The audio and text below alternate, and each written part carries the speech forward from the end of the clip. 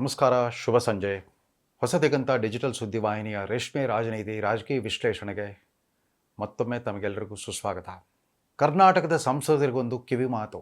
ಇದು ಇವತ್ತಿನ ಸಂಚಿಕೆಯ ಒಂದು ವಿಶಿಷ್ಟವಾದ ಒಂದು ಅರಿಕೆ. ಇದು ಅವರಿಗೆ ಮನವಿ ಅಂತಾದರೂ ಆಗ್ಬೋದು, ಅರಿಕೆ ಅಂತಾದರೂ ಆಗ್ಬೋದು, ಅಥವಾ ಕರ್ನಾಟಕದ ಜನಸಾಮಾನ್ಯರ ಮನದಾಳದ ಅಪೇಕ್ಷೆ ಅಂತಾದರೂ ಭಾವಿಸ್ಬೋದು.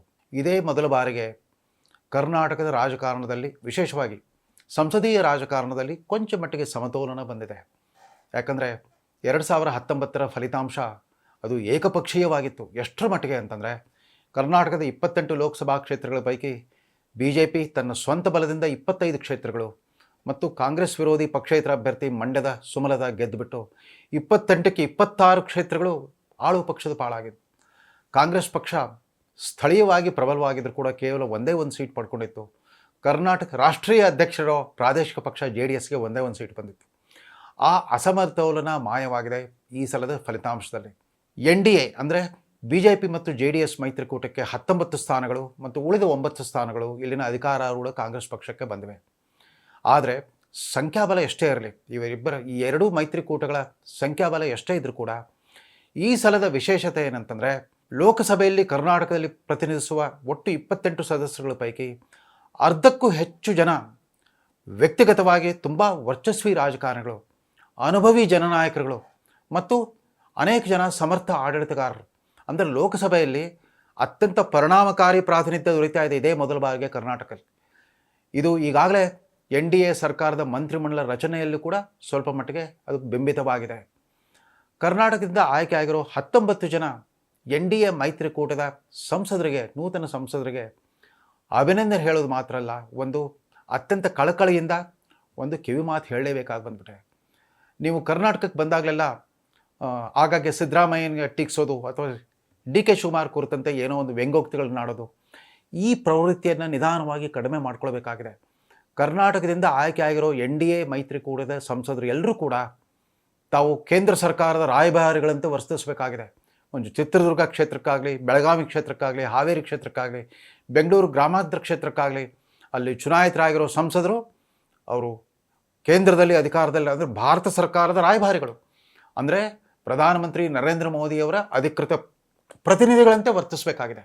ಇದು ಯಾಕೆ ಇದನ್ನು ಒತ್ತಿ ಹೇಳಬೇಕಾಗಿದೆ ಅಂತಂದರೆ, ಕಳೆದ 10 ವರ್ಷಗಳಲ್ಲಿ, ಅಂದರೆ ಮೋದಿ ಯುಗಾರಂಭದಿಂದ 10 ವರ್ಷದ 2 ಅವಧಿಗೆ ಚುನಾಯಿತರಾದ ಬಹುಪಾಲು ಸಂಸದರು, ವಿಶೇಷವಾಗಿ ಅಧಿಕಾರಾರೂಢ BJP ಸಂಸದರುಗಳೆಲ್ಲ ಅವ್ರಿಗೆ ಆ ಸಂಸದೀಯ ಜವಾಬ್ದಾರಿಯನ್ನು ನಿರ್ವಹಿಸೋದ್ರ ಬಗ್ಗೆ ಸಾಕಷ್ಟು ಅನುಭವ ಇರಲಿಲ್ಲ ಅಂತ ಕಾಣುತ್ತೆ, ಅಥವಾ ಆ ಥರದ ತರಬೇತಿ ಇರಲಿಲ್ಲ ಅಂತ ಕಾಣುತ್ತೆ. ಆದರೆ ಈಗ ಚುನಾಯಿತರಾಗಿರೋ ಬಹುಪಾಲು ಸಂಸದರು ಅವರೆಲ್ಲ ಕರ್ನಾಟಕದಲ್ಲಿ ವಿಧಾನ ಪರಿಷತ್ತಿನ ವಿಧಾನಸಭೆಯ ಸದಸ್ಯರಾಗಿದ್ದರು, ಕೆಲವರು ಹಿಂದೆ ಕೂಡ ಲೋಕಸಭಾ ಸದಸ್ಯರಾಗಿದ್ದರು, ಮಂತ್ರಿಗಳಾಗಿದ್ದರು. ಅದಷ್ಟೇ ಅಲ್ಲ, 3 ಮಾಜಿ ಮುಖ್ಯಮಂತ್ರಿಗಳು ಕೂಡ ಈ ಸರಿ ಲೋಕಸಭೆಗೆ ಆರಿಸಿ ಬಂದಿದ್ದಾರೆ. ಹೀಗಾಗಿ ಕರ್ನಾಟಕದ ಸಂಸದರು ತಮ್ಮ ತವರು ರಾಜ್ಯಕ್ಕೆ ಬಂದಾಗಲೆಲ್ಲ ಈ ಸ್ಥಳೀಯ ರಾಜಕಾರಣದಲ್ಲಿ ಕೈ ಆಡಿಸೋದು ಬಿಟ್ಬಿಟ್ಟು ತಾವು ಕೇಂದ್ರ ಸರ್ಕಾರದ ಪ್ರತಿನಿಧಿಗಳು, ಇಡೀ ಭಾರತದ ಜವಾಬ್ದಾರಿ ನಮ್ಮ ಮೇಲಿದೆ, ಆಮೇಲೆ ಯಾರು ಮಂತ್ರಿ ಆಗಿಲ್ವೋ, ಬರೀ ಕೇವಲ ಸಂಸದರಾಗಿದ್ದಾರೋ, ನನ್ನ ಲೋಕಸಭಾ ಕ್ಷೇತ್ರದ ಮಟ್ಟಿಗೆ ಅಲ್ಲಿರೋ 8 ಅಸೆಂಬ್ಲಿ ಕ್ಷೇತ್ರಗಳ ನಾಯಕ ನಾನು. ಅಂದರೆ ಒಬ್ಬ MP ಅಂದರೆ ಆತ 8 ವಿಧಾನಸಭಾ ಕ್ಷೇತ್ರಗಳ ಪ್ರತಿನಿಧಿ.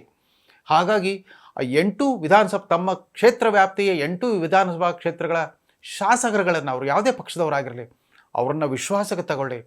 ಕೇಂದ್ರ ಸರ್ಕಾರದ ಮಟ್ಟದಲ್ಲಿ ಕರ್ನಾಟಕಕ್ಕೆ ಆಗಬೇಕಾಗಿರುವ ಏನಾದರೂ ಯೋಜನೆಗಳಾಗಲಿ, ಕ್ರಿಯಾ ಯೋಜನೆಗಳಾಗಲಿ, ಅಥವಾ ಕರ್ನಾಟಕಕ್ಕೆ ಮಂಜೂರಾಗಬೇಕಾಗಿದ್ದ ಬಾಕಿ ಉಳಿದ ಹಣ ಮಂಜೂರಾತಿ ಆಗಲಿ, ಇತ್ಯಾದಿ ವಿಷಯಗಳಲ್ಲಿ ಸ್ಥಳೀಯ ಶಾಸಕರನ್ನು ವಿಶ್ವಾಸಕ್ಕೆ ತೆಗೆದುಕೊಂಡು ಅವರಿಗೆ ನಾಯಕತ್ವವನ್ನು ಕೊಡೋ ಕೆಲಸ ಮಾಡಬೇಕು. ಒಂದು ಸಂತೋಷ ಸಂಗತಿ ಏನಂತಂದರೆ, JDS ಪಕ್ಷದ ನಾಯಕ HD ಕುಮಾರಸ್ವಾಮಿಯವರು ನಿರೀಕ್ಷೆಯಂತೆ ಇವು ಹೊಸ NDA ಸರ್ಕಾರದ ಸ್ಥಾಪನೆಯಲ್ಲಿ ಅತ್ಯಂತ ನಿರ್ಣಾಯಕ ಪಾತ್ರವನ್ನು ವಹಿಸಿದರು. ಸೆಂಟ್ರಲ್ ಹಾಲ್ ನಡೆದ NDA ಸಂಸದರ ಉದ್ಘಾಟನಾ ಸಮಾರಂಭದಲ್ಲಿ ಅವರು ವೇದಿಕೆ ಮೇಲೆ ಅವರಿಗೆ ಸ್ಥಾನ ಸಿಕ್ಕಿತ್ತು. ಅಷ್ಟೇ ಅಲ್ಲ, ಕೇಂದ್ರ ಸರ್ಕಾರದಲ್ಲಿ ಕ್ಯಾಬಿನೆಟ್ ಸಚಿವರಾಗಿ ಅವ್ರಿಗೆ ಅತ್ಯಂತ ಮಹತ್ವದ ಭಾರೀ ಉದ್ಯಮಗಳ ಖಾತೆ ಅವರಿಗೆ ದಕ್ಕಿದೆ. ಭಾರೀ ಉದ್ಯಮಗಳು ಮತ್ತು ಉಕ್ಕಿನ ಖಾತೆ, ಹೆವಿ ಇಂಡಸ್ಟ್ರೀಸ್ ಮತ್ತು ಸ್ಟೀಲ್ ಅಂತ ಮಹತ್ವದ ಖಾತೆಗಳು ದೊರೆತಿರೋದ್ರಿಂದ ಕುಮಾರಸ್ವಾಮಿಯವರು 2 ಬಾರಿ ಮುಖ್ಯಮಂತ್ರಿ ಆಗಿದ್ದರು. ಅದೆಲ್ಲಕ್ಕಿಂತ ಹೆಚ್ಚಾಗಿ ಕರ್ನಾಟಕದಲ್ಲಿ ಅವರಿಗೆ ಸಂಖ್ಯಾಬಲ ಇಲ್ಲದಿದ್ದರೂ ಕೂಡ ಒಂದು ಅನಭಿಷಿಕ್ತ ವಿರೋಧ ಪಕ್ಷದ ನಾಯಕರಾಗಿ ಕೂಡ ಸ್ಥಳೀಯ ಸರ್ಕಾರವನ್ನು ತರಾಟೆಗೆ ತೆಗೆದುಕೊಳ್ತಾ ಇದ್ದ ಒಂದು ಸಾಹಸ ಪ್ರವೃತ್ತಿ ಅವರಲ್ಲಿದೆ.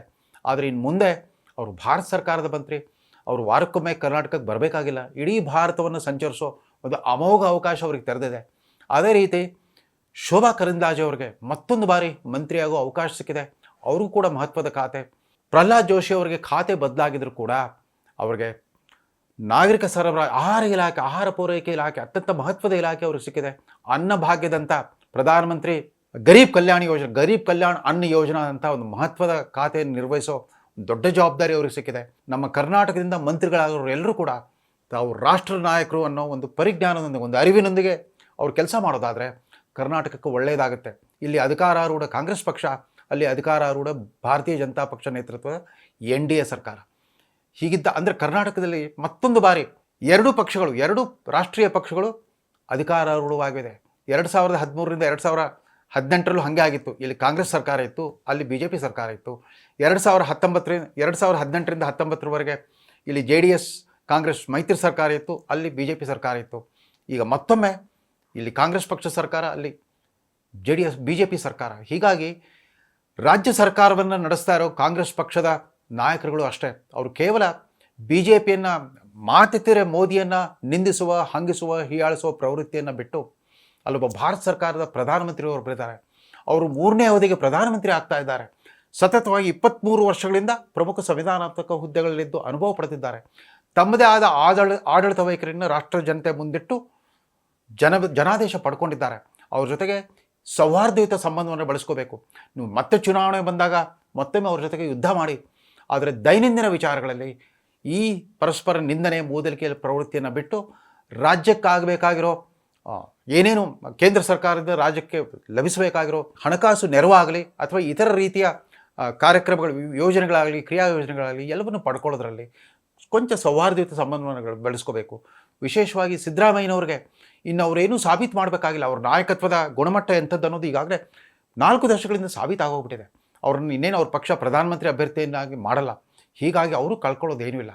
ಅವರು ತಪ್ಪದೇ ಇನ್ನು ಮುಂದೆ ಆದರೂ ನೀತಿ ಆಯೋಗದ ರಾಷ್ಟ್ರೀಯ ಮಂಡಳಿ ಸಭೆ ಕರೆದಾಗ ತಪ್ಪದೇ ಹಾಜರಾಗಲಿ, ಕರ್ನಾಟಕದ ಧ್ವನಿಯನ್ನಲ್ಲಿ ಮೊಳಗಿಸ್ಲಿ.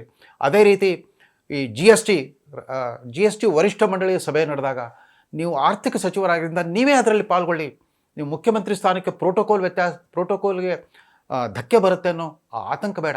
ನೀವೇ ಪ್ರತ್ಯಕ್ಷವಾಗಿ ಪಾಲ್ಗೊಂಡಾಗ ಮಾತ್ರ ಕರ್ನಾಟಕಕ್ಕೆ ನ್ಯಾಯವಾಗಿ ವಿವಿಧ ಹಣಕಾಸು ಆಯೋಗಗಳಿಂದ ಬರಬೇಕಾದ ಬಾಬತ್ ಎಷ್ಟಿತ್ತು ಏನು ಅಂತ ನೀವು ಪರಿಣಾಮಕಾರಿಯಾಗಿ ಅಲ್ಲಿ ಕೆಲಸ ಮಾಡಲಿಕ್ಕೆ ಸಾಧ್ಯವಾಗುತ್ತೆ. ಅದೇ ರೀತಿ ಸಿದ್ದರಾಮಯ್ಯನವ್ರ ಜೊತೆಗೆ ಕೇಂದ್ರ ಸರ್ಕಾರದಲ್ಲಿ ಮಂತ್ರಿಗಳಾಗಿರೋ ಕರ್ನಾಟಕದ ಪ್ರತಿನಿಧಿಗಳೆಲ್ಲ ಅವರು ಕೂಡ ಒಂದು ವ್ಯವಹಾರೋಚಿತ ಸಂಬಂಧವನ್ನು ರೂಢಿಸ್ಕೊಳ್ಬೇಕು. ಯಾಕೆಂದರೆ ಅವ್ರ ಜವಾಬ್ದಾರಿ ದೊಡ್ಡದು. ಇನ್ನು ಮುಂದೆ ನಿಮ್ಮನ್ನೇ ಕೇಳ್ತಾರೆ, ನೀವೆಲ್ಲ ನಿಮ್ಮನ್ನು ಲೋಕಸಭೆಗೆ ಆರಿಸಿ ಕಳಿಸಿದ್ದು ಅಷ್ಟೇ ಅಲ್ಲ, ನಿಮ್ಮನ್ನು ಮಂತ್ರಿನೂ ಮಾಡಿದ್ದಾರೆ, ನೀವು ಕರ್ನಾಟಕಕ್ಕೆ ಏನು ಮಾಡಿದ್ರಿ? ಈ ಪ್ರಶ್ನೆಯನ್ನು ನೀವು 5 ವರ್ಷಗಳ ನಂತರ ಎದುರಿಸಬೇಕಾಗಿ ಬರುತ್ತೆ.